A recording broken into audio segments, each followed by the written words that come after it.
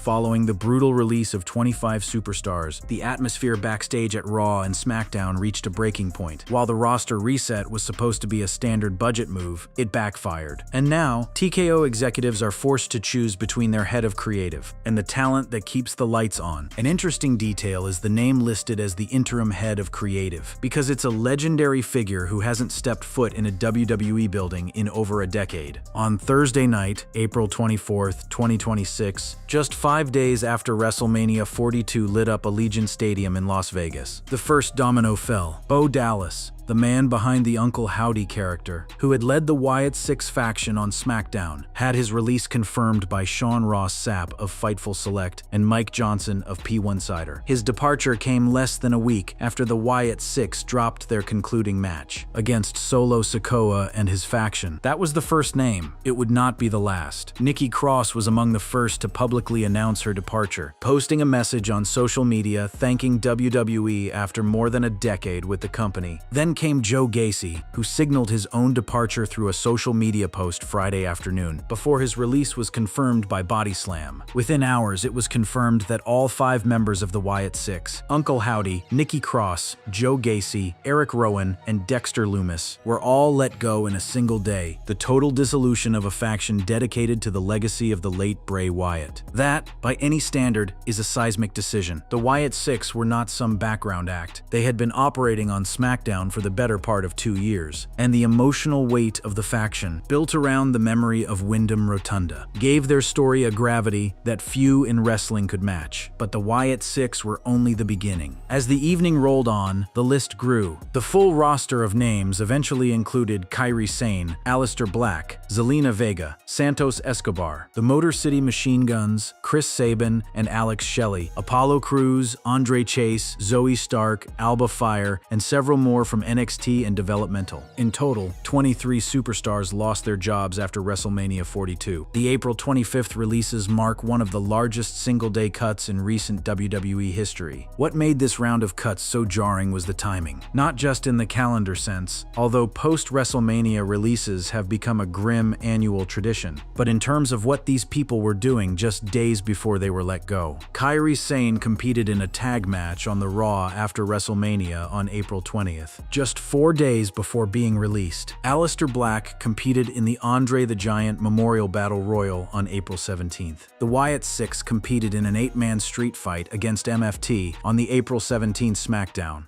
These were not unused talents sitting at home collecting paychecks. They were on camera, in the ring, performing for millions of people. And then they were gone. Zoe Stark's release arrived after nearly a year away from competition. She had torn her ACL and MCL during a match last May, and had recently received medical clearance to return before the news of her departure broke. Imagine recovering from 2 torn ligaments for 11 months, getting your clearance, and then being told you no longer have a job. Andre Chase announced his departure through a video message posted to social media, thanking fans for their support and noting that he was told when he originally signed that he would never make it to television. The crowd connection that Andre Chase built, the Chase University phenomenon, was entirely his creation. And now that chapter was closed, not by his choice. Zelina Vega's story carried its own weight. Vega first signed with WWE in 2017 as a manager in NXT, was released in November 2020, and returned the following July. She became the second ever WWE Women's United States Champion in April 2025. Now she was gone again, departing alongside her real-life husband and on-screen partner, Aleister Black. 2 careers, 1 household, wiped from the roster on the same day. The cuts spanned across the main roster, NXT, and developmental systems, underlining just how widespread the changes were. This was not a targeted pruning of one division or one brand. This was a wholesale restructuring, and the list of released wrestlers included many former WWE champions. Some of these people had held gold in the company within the past year. The wrestling world processed it in real time. Fans went to social media. Websites scrambled for confirmation. Released talent began posting their own farewell messages. And then the colleagues of the released superstars, the ones still on the payroll, started talking too. And that is where the story began to shift from a standard corporate house cleaning into something much more combustible. Because the question everyone was asking was not just why were these people released. The question was, Who actually made the call? A notable detail emerged.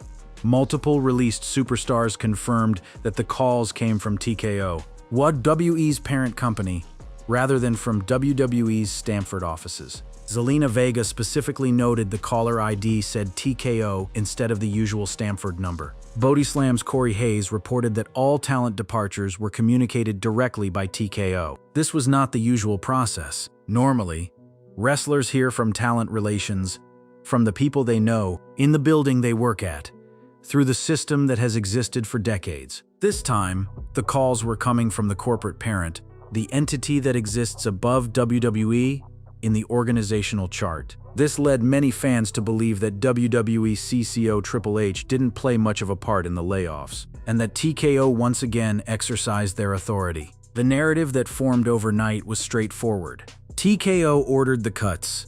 Triple H was either sidelined or powerless to stop them. The parent company was cleaning house, and the wrestlers who built the product were paying the price for a corporate restructuring they had no part in. That narrative would be challenged, but in those first 24 hours, it felt like the truth, and the people still inside WWE were not staying quiet about it. Rhea Ripley voiced support for the departing talent, writing, "Today's been a very sad day. Absolutely guttered for my friends and comrades." Chelsea Green posted a heartfelt tribute to Alba Fire, calling her a fearless wrestler.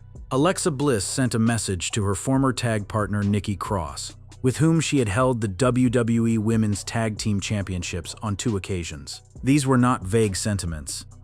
These were specific, public, and in some cases pointed, directed not just at the departed but at the circumstances of their departure. Kairi Sane posted, "I'm truly grateful to have people like you by my side. Thank you for always being with me. I'll set sail in my own time." The poise in that message, given how recently she had been performing on live television, spoke volumes. She did not lash out.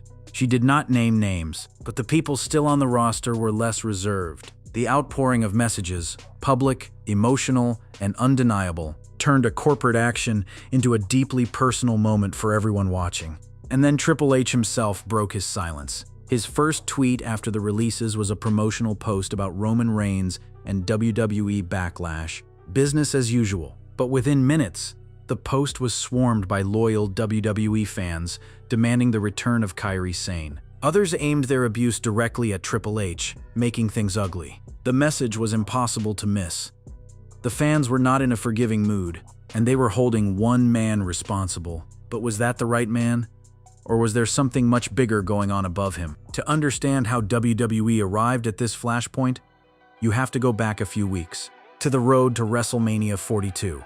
And the moment that TKO Group Holdings decided to stick its hand directly into the creative machinery of professional wrestling. That decision would fracture the trust between corporate ownership and the wrestlers who perform in the ring, and it would set the stage for a rebellion that nobody at TKO saw coming. This is the story of how it all unraveled. Because the mass releases were not the beginning, they were the consequence. The real conflict started weeks earlier on a Friday night in St. Louis, when a man named Pat McAfee walked onto SmackDown and lit a match that burned through the entire WrestleMania season. The Pat McAfee situation was not a creative decision made by Triple H or his writing team. The decision to bring McAfee into the Rhodes and Orton storyline was reported as coming, not from Triple H or the creative team, but from TKO leadership, with one source specifically pointing to CEO Ari Emanuel as the driving force. And when the wrestlers on the roster found out, they did not take it well, not even a little bit. To understand the fury that engulfed WWE's locker room in April 2026,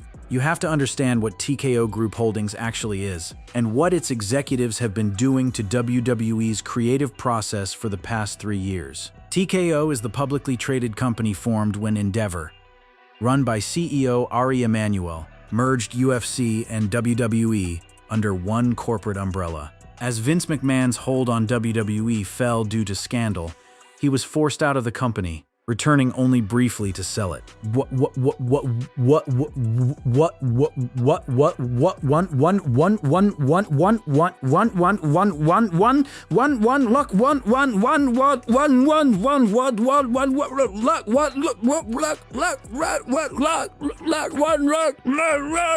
Wow.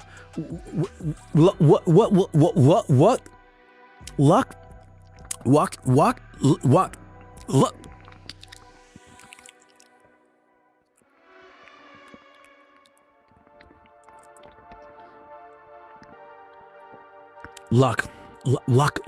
Luck. Walk.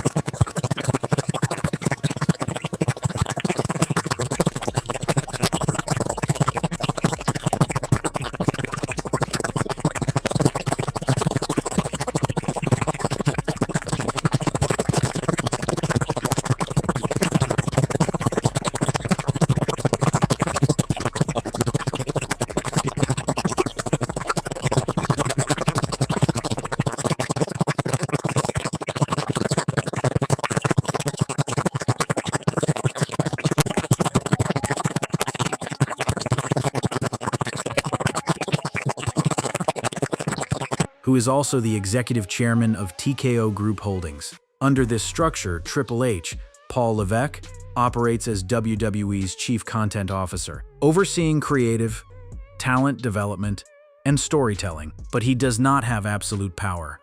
He answers to TKO. And TKO, it turns out, has opinions, strong ones, particularly about WrestleMania. Ever since TKO purchased WWE, the parent company has had their hands over the WrestleMania main event scene. This is not speculation. This is a pattern that has now played out 3 consecutive years, and each time the interference has led to controversy, backlash, and creative chaos. The first major intervention came at WrestleMania 40, when The Rock rejoined WWE and wanted to face Roman Reigns, threatening to displace the Cody Rhodes main event that fans had been waiting for. Then came WrestleMania 41, where TKO board member Dwayne "The Rock" Johnson brought in Travis Scott to ruin last year's WrestleMania 41 main event, a disastrous decision that resulted in one of WWE's worst WrestleMania main events ever. And now, in 2026, it happened again. The storyline heading into WrestleMania 42 was clean. Cody Rhodes, the undisputed WWE champion, versus Randy Orton, 2 former friends turned rivals with decades of shared history. The Cody Rhodes and Randy Orton storyline for WrestleMania was so easy to tell. They've been friends on TV and in real life for decades, and were even in a faction together called Legacy. Orton's descent into desperation, his willingness to do anything to become world champion again, contrasted against Rhodes' increasing isolation as the man at the top. It wrote itself, and then TKO rewrote it. TKO inserted Pat McAfee into the WrestleMania 42 storyline, with Ari Emanuel reportedly the figurehead behind McAfee's involvement. The idea from a corporate perspective was that McAfee's mainstream profile and ESPN platform could help elevate the feud and drive ticket sales for WrestleMania 42, where the first hour of each night would air on linear ESPN platforms. Emanuel, who also acts as McAfee's personal agent, reportedly believes McAfee is a star and can help elevate any program he's involved in. The financial logic was clear. The creative logic was non-existent. The reveal came on the April 3 episode of SmackDown. For weeks, Randy Orton had been teasing being on the phone with someone who convinced him to turn his back on Rhodes. It was a classic mystery angle, and fans had been speculating wildly about who the mystery caller could be. Aleister Black was a popular pick, someone who could slot into the storyline and elevate himself in the process. Instead, the mystery caller was Pat McAfee, a former NFL punter turned ESPN host turned part-time wrestler, with no connection to either Orton or Rhodes. The reaction was immediate and hostile. Fans were wondering why McAfee, who had been off WWE TV for months and had no real ties to either Orton or Rhodes, was chosen for the role. The answer was above the heads of anyone in a writing room. Mike Johnson of Pro Wrestling Insider reported that WWE's parent company, TKO, was the one that wanted McAfee involved in the angle. According to Fightful Select, the move was made for corporate synergy between WWE and ESPN. Corporate synergy. That's the phrase that launched 1,000 angry tweets. But the wrestlers backstage were angrier than the fans. It was reported that the call to insert Pat McAfee into the Rhodes and Orton program did not come from Chief Content Officer Paul Triple H Levesque. This particular creative plot twist came straight from Ari Emanuel and others involved in TKO management. Triple H and his creative team had spent months carefully building a story. TKO rewrote the climax 3 weeks before WrestleMania, and the people who perform in the ring, the ones who take the bumps, cut the promos, and carry the audience's emotional investment, were furious. The last week saw reports of upper officials in TKO poking their noses into WWE's storytelling and creative, prompting retorts from WWE's creative team and reported backstage frustrations. This was not a secret. People inside the company were talking. The frustration was leaking out through every crack in the facade. And then the wrestlers took it public. On the very same SmackDown where McAfee was revealed, Cody Rhodes was directed by members of WWE's creative team to return to the ring unannounced and speak freely. This is an extraordinary detail. The creative team, the people who work under Triple H, told the company's top champion to go out there and shoot on TKO. Rhodes and other members of the creative team had legitimate gripes with TKO for sticking their nose in storylines close to WrestleMania multiple years in a row. Rhodes complied. He returned to the ring, beat up Kit Wilson, grabbed a microphone, and delivered a promo that blurred the line between character and reality in a way that felt genuinely dangerous. He compared the McAfee reveal to if Disco Inferno had been the third man in the Nudo instead of Hulk Hogan. A devastating comparison that anyone who knows wrestling history understood immediately. And then he went further. He practically dared WWE's leadership to fire him, pointedly noting how things had worked out for the company the last time they parted ways. That is not a scripted line from a corporate playbook. That is a man who is genuinely fed up, standing in a ring in front of thousands of people and telling the suits exactly where they can go. The locker room watched. And then 3 days later, someone else picked up the torch. On the April 6th episode of Monday Night Raw, CM Punk opened the show with a pipe bomb promo, taking shots at Roman Reigns, Pat McAfee, The Rock, and, critically, Ari Emanuel himself. According to PW Insider, WWE had a plan for what they wanted Punk to say, but Punk went out there and cut a promo from the heart, going off script from the original plan. Body Slam reported that Punk was given bullet points rather than a fully fledged script, and that Punk used the platform to speak up about frustrations that others on the roster were experiencing. Punk did not hold back. He called McAfee a buggy-whipped, arm-no-brain hillbilly and told him to call up his agent, meaning Ari Emanuel, and tell him to lower the ticket prices for WrestleMania. It was the first time a WWE talent had spoken openly about the event's prices on the company's own programming. He called Roman Reigns safe, boring, plastic, saccharine, and manufactured, and said TKO sends Reigns to talk shows because they know he won't cause problems. He referenced The Rock being on the TKO board of directors. He said the quiet part loud, and then he said it louder.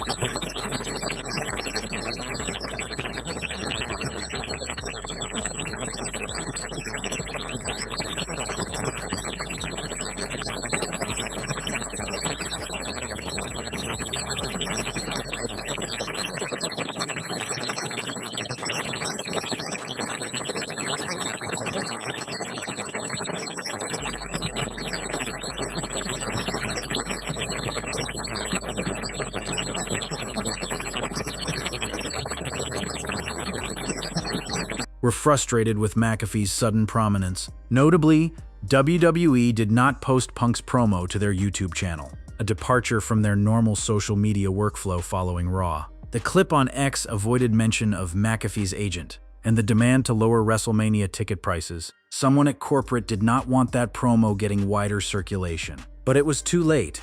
The internet had already captured every word. What was happening here was something that WWE had never experienced at this scale. The company's top stars, its champion, its most popular promo cutter, were openly defying the wishes of the parent company on live television, with the apparent blessing of the creative team. This was not a rogue employee going off script. This was the inmates running the asylum, and the warden was holding the gate open. TKO president and COO Mark Shapiro had told a class at the University of Alabama that TKO had complete control over WWE's creative direction. That audio leaked online and further inflamed the situation. Dave Meltzer of the Wrestling Observer confirmed that at the end of the day, TKO CEO Ari Emanuel and Mark Shapiro do have the final say over any creative decisions made by Triple H and his team. But he added a critical caveat: they almost never use it. And it was said that in this situation, they used it at the most inopportune time. There was a ton of chaos backstage regarding TKO's involvement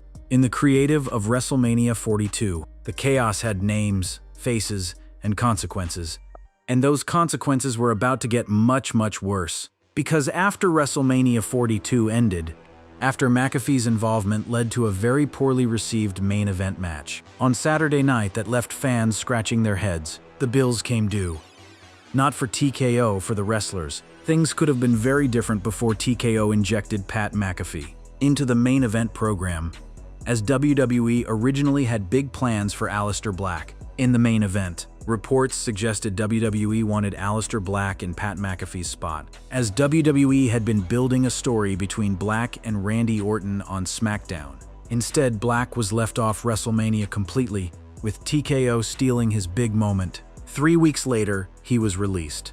Let that sink in.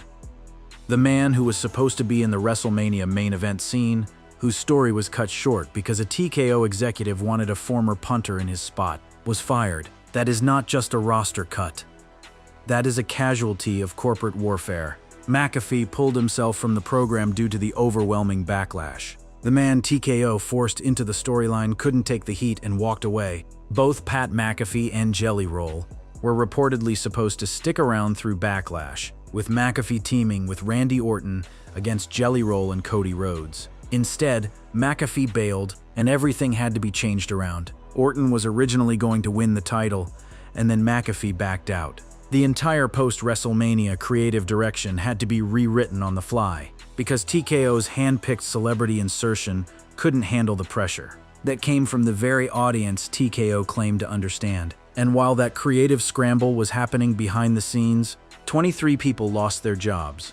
That is the context that makes these releases so incendiary. The company that forced an unwanted celebrity into a main event, watched him bail, and then scrambled to fix the damage, also found time to release over 20 performers who had nothing to do with any of that mess. The wrestlers noticed, the fans noticed, and in the days that followed, the focus turned to the man who sat between TKO and the talent, Triple H. Paul Levesque, Triple H, has occupied a unique and increasingly precarious position in WWE since 2022. Triple H has been WWE's lead creative decision-maker ever since Vince McMahon left his role at the top of the mountain. Since taking over as Chief Content Officer, he has overseen nearly every aspect of storytelling, talent development, and marketing. For the first 2 years, the consensus among fans and insiders was overwhelmingly positive. The Papa H era, as some called it, was characterized by long-term storytelling, meaningful character work, and a respect for the performers that had been absent during the final years of the McMahon regime. But by 2026, the cracks were showing. The WWE Universe had taken issue with WWE's creative direction, citing a lack of compelling storylines, inconsistent booking, and repetitive plots. Fans went from thinking Triple H was saving WWE to blaming him for everything. The honeymoon period was over, and the scrutiny that once belonged exclusively to Vince McMahon was now landing squarely on Levesque's shoulders. And unlike McMahon, Levesque does not own the company. He works for it. He can be removed. Former WWE head writer Vince Russo has repeatedly claimed that Triple H could depart from his role as WWE Chief Content Officer. By the end of 2026, Russo has been highly critical of WWE's creative direction under Triple H, arguing that the product has become poor in quality. On one of his podcast appearances, Russo was asked whether he still believed Triple H would be gone by the end of the year, and he responded that he stands by his previous statement. Jonathan Coachman also shares the same outlook, suggesting that TKO's corporate focus on cost-cutting and business efficacy might eventually clash with Triple H's creative decisions, leading to him getting laid off from his position. On their podcast, Coachman asked Russo how TKO would handle it, noting that they can't just walk in and throw Triple H out, and that they would have to be strategic and show that it's not working with him. Russo agreed, adding that he would be shocked if there was not already a plan in place, because TKO executives are reading the same things we're reading. Whether Russo and Coachman have genuine inside sources or are simply reading the tea leaves from the outside is debatable, but their analysis aligns with what multiple reporters have described as a deteriorating relationship between TKO's corporate leadership and WWE's creative team. The WrestleMania 42 McAfee debacle was the most visible symptom, but the disease had been spreading for much longer. Reports from the previous year also hinted at some tension between Triple H and The Rock during the WrestleMania season. Though nothing official had been confirmed, The Rock sits on the TKO board. He is not just a legendary performer returning for a match. He is a corporate stakeholder with influence over the direction of the company. When The Rock wants something at WrestleMania, his request carries the weight of a boardroom mandate, not just a talent pitch. Some speculation suggests that The Rock might not take the creative leadership role himself, but could instead appoint his right-hand man, Brian Gewirtz, to oversee WWE creative. Gewirtz is a former WWE head writer who worked under McMahon for years and has maintained close ties to Johnson. The idea of Gewirtz running WWE creative under The Rock's corporate umbrella is not far-fetched. It is, in certain backstage circles, considered a realistic contingency plan. Other names have been floated. Two-time Hall of Famer Ric Flair shared his thoughts, picking The Undertaker to take over if Triple H were to leave, though Flair made it clear that he doesn't think Triple H should be removed. These conversations about who replaces Triple H, not whether he should be replaced, reveal how far the situation has deteriorated. People are no longer asking if the change will happen. They are preparing for when. Triple H is very much the face of WWE's new era, and a lot has gone into making him the spokesperson for WWE and TKO. His face appears on PLE posters. He is the one who addresses the media after major events. He is positioned as the public face of wrestling's resurgence. But that position is a liability as much as it is an asset. Because when things go wrong, when 23 people lose their jobs, when WrestleMania's main event is hijacked by corporate interests, when ticket sales lag, the face of the company absorbs the blame.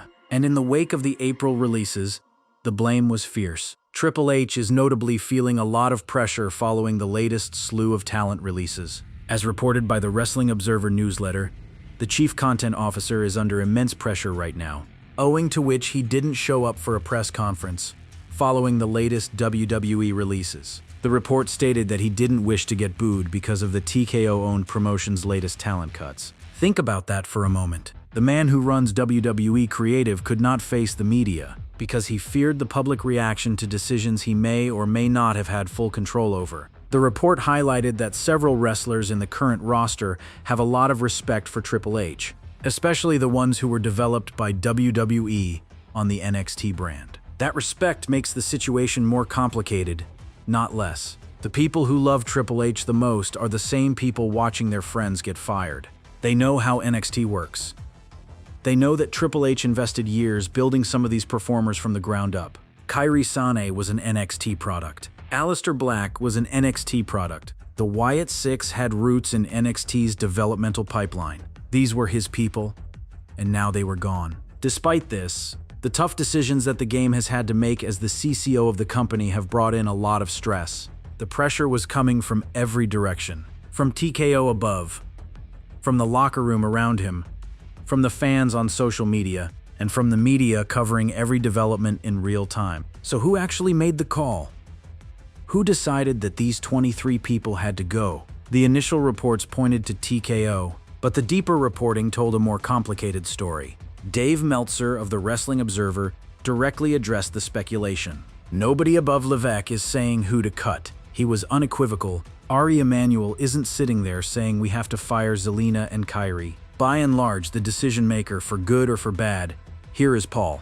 Meltzer compared the dynamic to the McMahon era, where people blamed talent relations executives like Jim Ross or Johnny Ace. When the decisions were 100% Vince, Meltzer went deeper into how WWE's internal structure likely operates, suggesting that while there could be financial oversight from the corporate side, the actual talent decisions still come down to Levesque. There's not a chance TKO is ordering who to cut. It is possible they've got an unofficial salary cap, and Levesque, as the manager, has to keep the number below that. In other words, TKO may set the budget. Triple H decides who stays and who goes within that budget. Fightful Select added nuance, with sources telling them it was Triple H, Nick Khan, and WWE Talent Relations who were the primary decision makers regarding the cuts.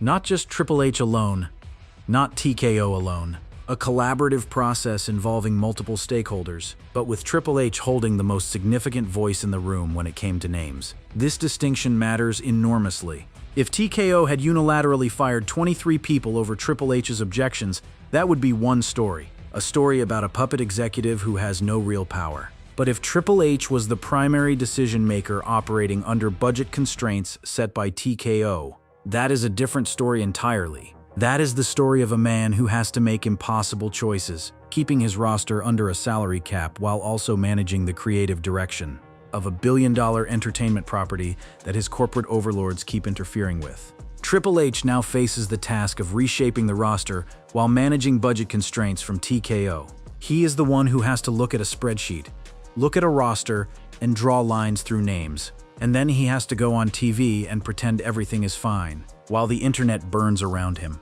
What WWE has never had this level of outside control from ownership, since Vince McMahon owned and made creative decisions for decades before the sale. Under McMahon, the creative process was insular and autocratic. One man made all the decisions, for better or for worse. Under TKO, the creative process is still ostensibly led by one man, but that man now operates within a corporate structure that can, and does, overrule him when it suits their interests. The WrestleMania interference, the ticket pricing controversy, the mass releases, the backstage chaos, all of these threads converge on the same point: a power struggle between the people who make wrestling and the people who own the company that makes wrestling. Triple H is caught in the crossfire, absorbing hits from both sides. And the wrestlers who revolted, they were not revolting against Triple H.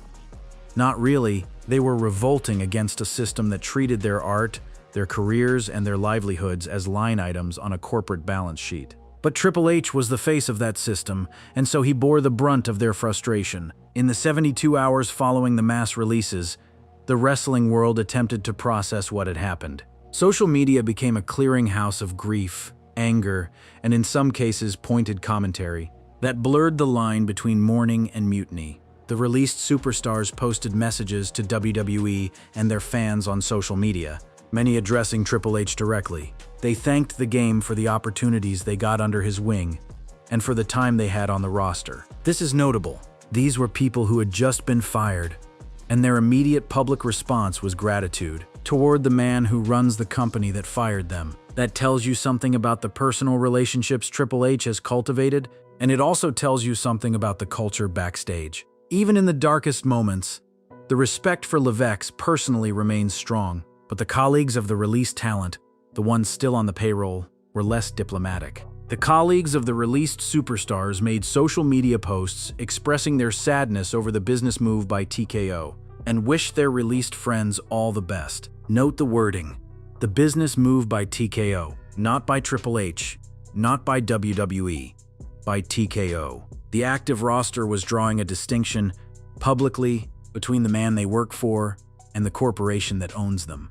And that distinction is itself a form of rebellion. A quiet but unmistakable message to the people at the top of the TKO hierarchy, that the locker room knows who is responsible and who is simply executing orders. Rhea Ripley called it the worst time of the year, a phrase that carries weight coming from the women's champion. She was not speaking abstractly. She was speaking as someone who had just lost colleagues she worked with every single week. Ripley had held the WWE Women's Tag Team Championship with Nikki Cross and had wrestled Kairi Sane on the April 20 episode of Raw, just 4 days before Sane was released. The personal connections between the released and the remaining created a web of grief that extended across both brands. Chelsea Green paid tribute to Alba Fyre, who had been aligned with Green's on-screen factions dating back to early 2025. The tributes were specific and personal, naming the released performers, praising their talents, and in some cases, openly questioning the decisions that led to their departures. This was not a group of employees staying in their lane.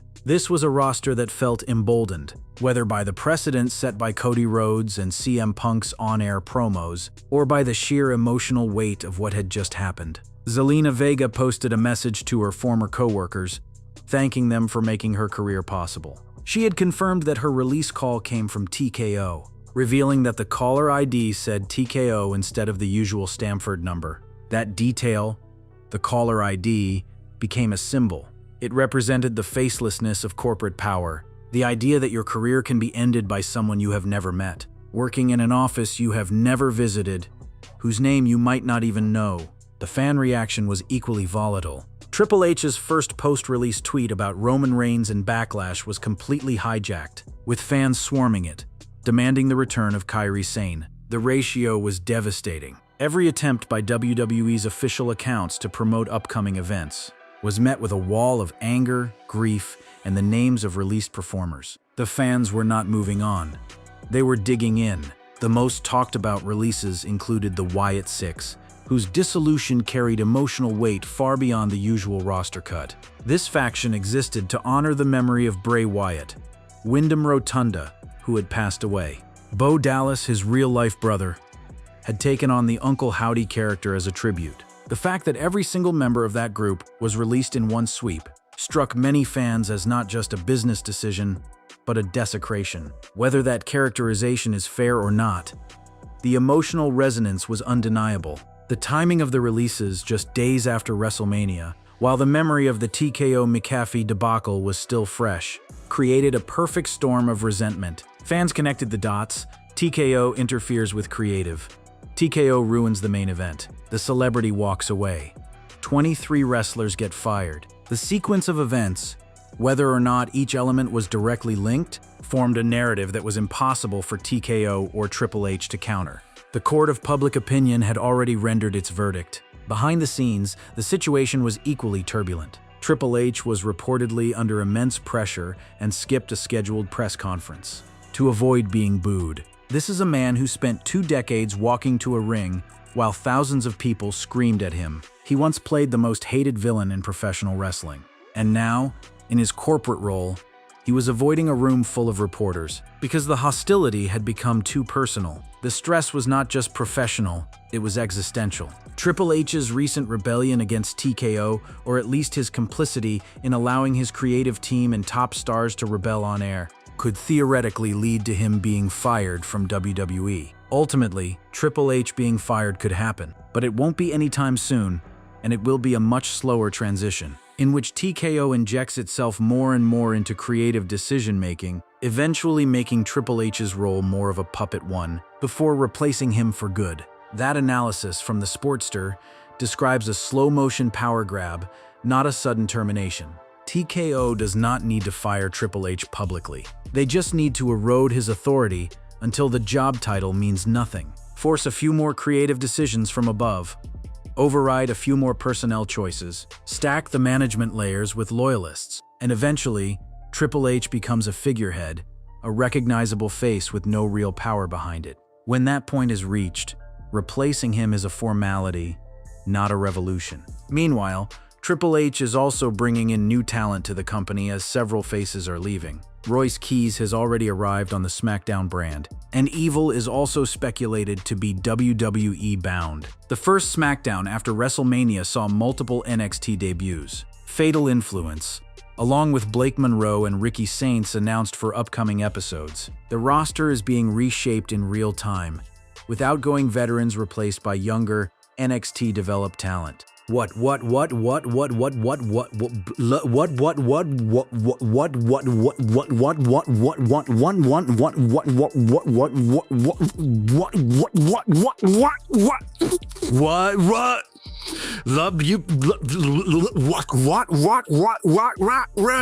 Like rat.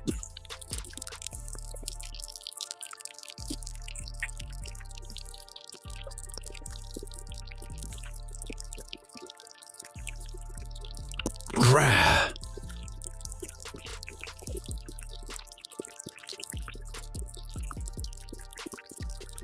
Rah, rah, rah, rah, rah. Rah. Rah.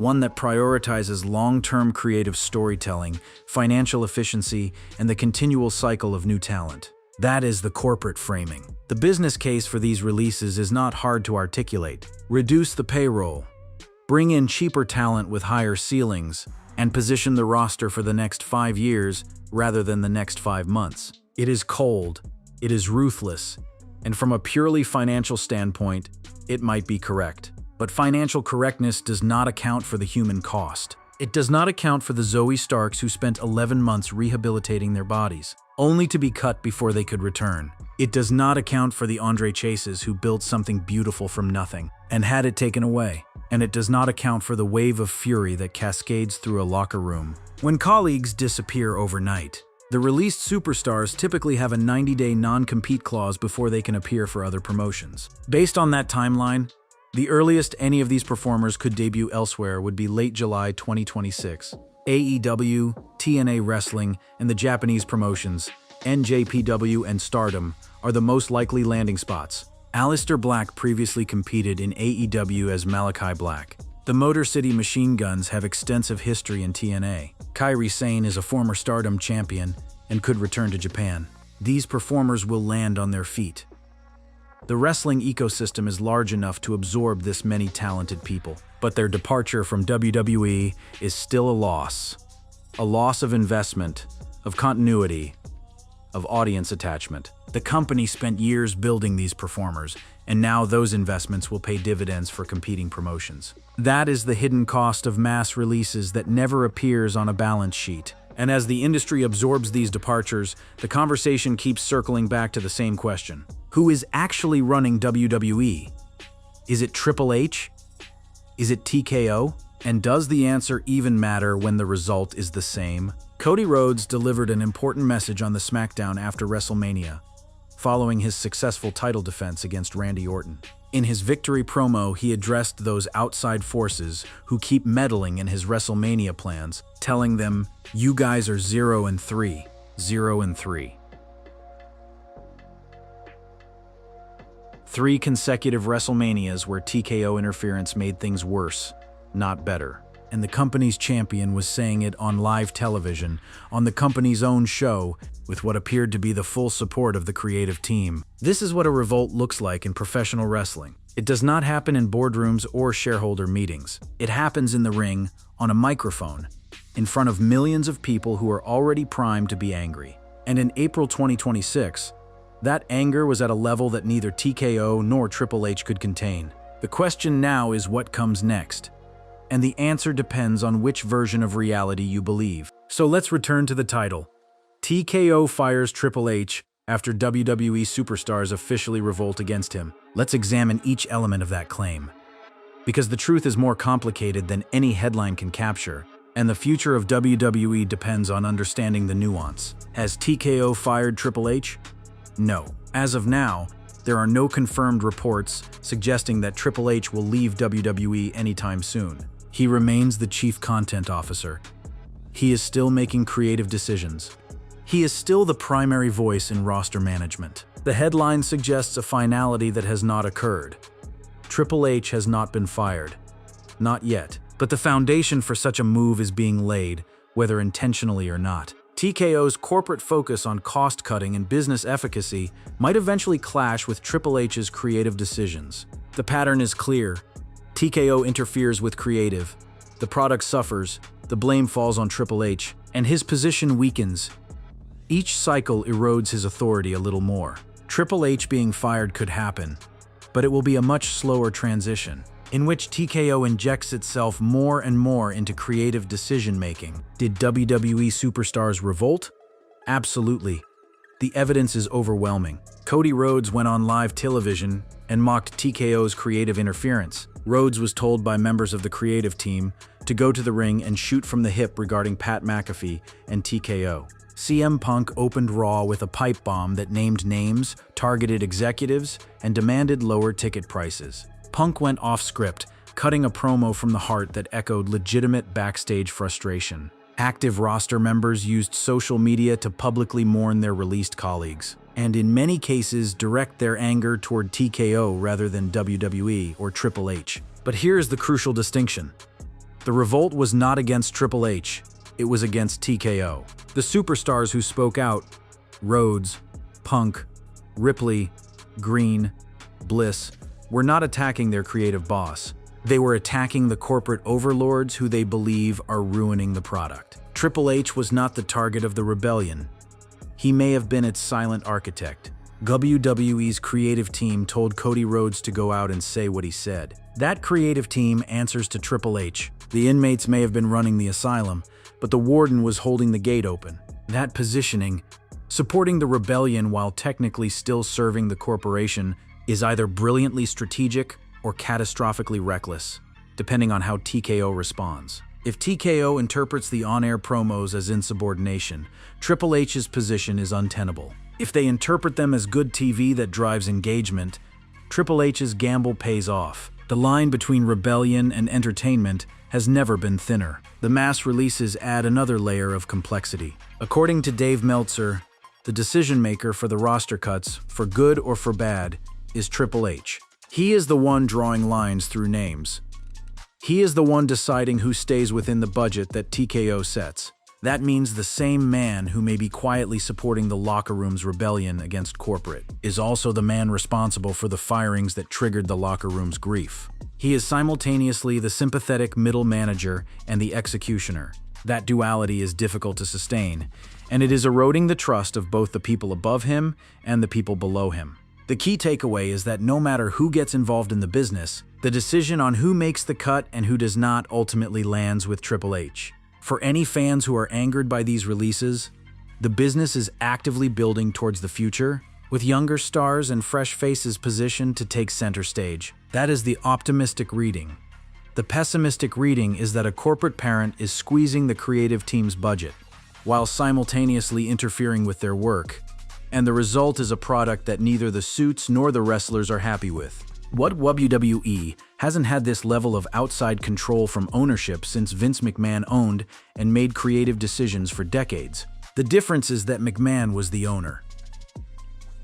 His interference was, by definition, the company's direction. TKO's interference is something else entirely. It is an outside force imposing its will on a creative ecosystem it does not fully understand. And the people inside that ecosystem are pushing back hard. The WrestleMania 42 main event on Saturday night was a very poorly received match that left fans scratching their heads. The storyline was illogical, with Rhodes presented as the aggressor and Orton as the babyface in peril, contradicting the story heading into the show. McAfee's interference was described as laughably bad, confusing, and weird.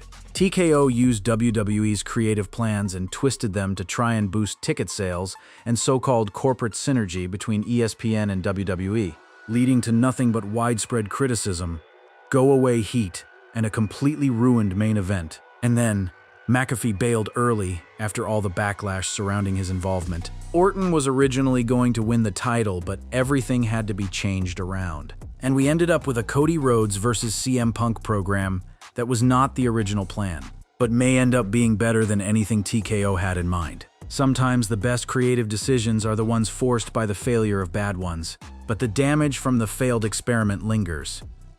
23 careers disrupted, a locker room fractured, a creative leader under immense stress, a parent company that has proven it will override its own experts when it suits their bottom line, and a fan base that has seen behind the curtain and does not like what it found there. WrestleMania 42, ticket sales had been a concern all along, with WrestleTix data showing the box office was off pace by about 19% compared to WrestleMania 41. The very problem that TKO claimed to be solving by inserting McAfee, lagging ticket sales, was arguably made worse by the decision. As of the week before WrestleMania, WWE had sold just north of 39,000 seats for Night 1, and roughly 41,000 tickets for Night 2. The company that overruled its own creative team to boost sales ended up needing discount promotions to fill the stadium.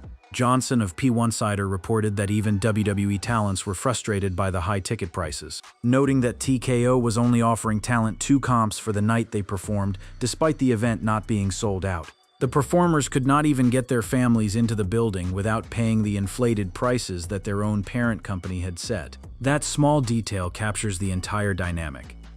The people who make the product cannot afford to attend the product, and the people who set the prices do not appear to care. This is the environment in which 23 people were released. This is the context that makes the phrase budget cuts sound hollow. When the corporation is pricing its own talent out of WrestleMania tickets, the problem is not that the roster is too expensive. The problem is that the priorities are fundamentally misaligned. Where does this leave WWE going forward?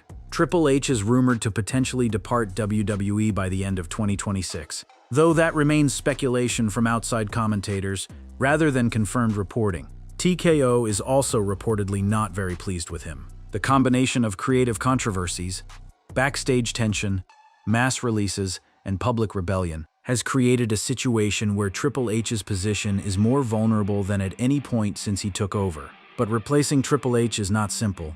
It would take more than one controversy for TKO to make the headline-making and controversial decision to oust Triple H from power. He is too deeply embedded in the company's identity. He is too closely associated with the improvements that WWE made between 2022 and 2025. Firing him would be an admission that TKO's own interference, not Triple H's creative instincts, was the problem. And corporations do not like admitting they are the problem. More likely, the erosion continues. TKO inserts itself into one more WrestleMania cycle, one more set of budget cuts, one more celebrity forced into a main event. And each time, Triple H's autonomy shrinks a little more, until the job he holds exists only on paper. The revolt that happened in April 2026, the promos, the social media posts, the grief and the anger was real. It was not a storyline, or rather, it was a storyline built from real frustration, which is the most powerful kind of wrestling storytelling there is. When Cody Rhodes told TKO they were 0-3, he was speaking for the locker room. When CM Punk demanded lower ticket prices, he was speaking for the fans. And when 23 superstars posted their farewells on social media, they were speaking for themselves. Triple H stands at the center of all of it, caught between a corporation that wants control and a locker room that wants freedom. He cannot serve both masters indefinitely. Something will have to give.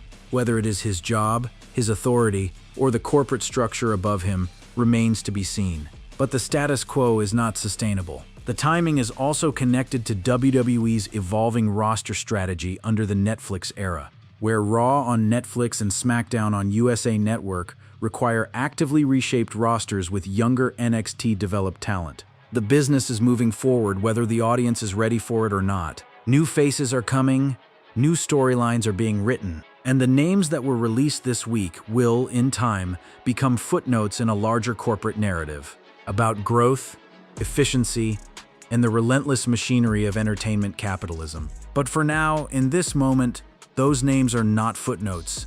They are people. Kairi Sane, who last wrestled on the April 20 episode of Raw, teaming with Asuka against Rhea Ripley and IYO Sky, and who promised to set sail again in her own time. Aleister Black, who was supposed to be in a WrestleMania main event and ended up on the alumni page. Zelina Vega, fired for the second time, told not by someone she knows, but by a voice from TKO's corporate switchboard. The Wyatt Six, a tribute to a dead man's legacy, dissolved in a single afternoon.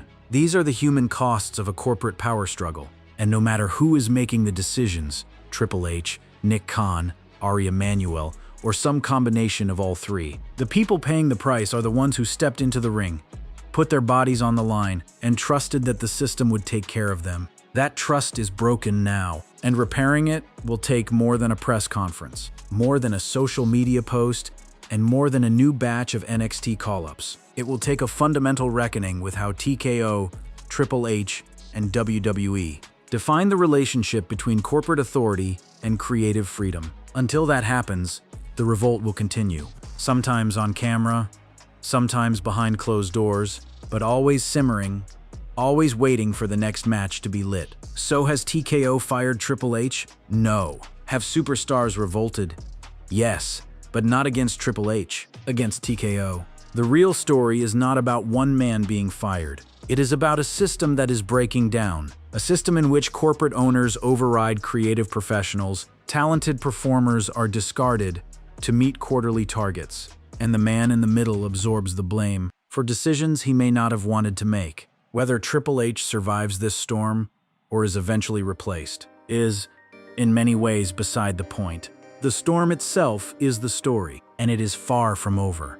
The names on the released list will find new homes, the locker room will adapt. The fans will either make peace with the new direction, or they won't. But the underlying conflict between the suits and the wrestlers, between the spreadsheet and the storyline, between TKO and WWE, will persist as long as professional wrestling exists within a corporate structure that prioritizes synergy over storytelling and shareholder value over human value. And right now, in April 2026, that conflict has never been more visible, more volatile, or more consequential for the future of the business.